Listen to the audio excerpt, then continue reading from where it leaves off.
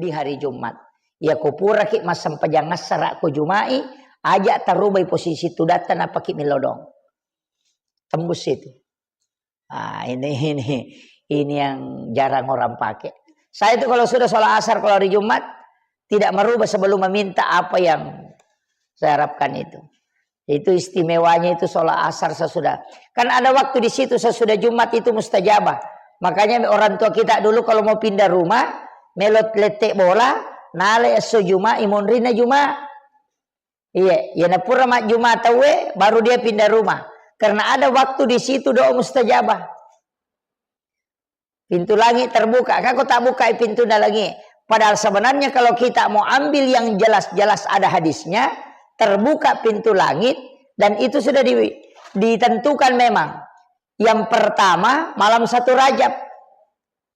Jadi sebenarnya ini kan malam 1 Rajab istimewa, Pak.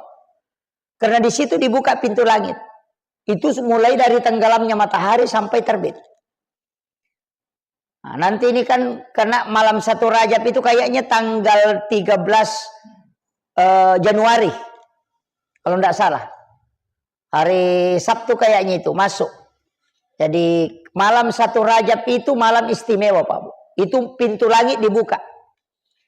Yang kedua, malam nisfus Sya'ban. Kenapa 1 Rajab ini istimewa? Karena di situ nurnya Rasulullah dimasukkan ke dalam perut ibunya, Siti Aminah. Itu di malam 1 Rajab.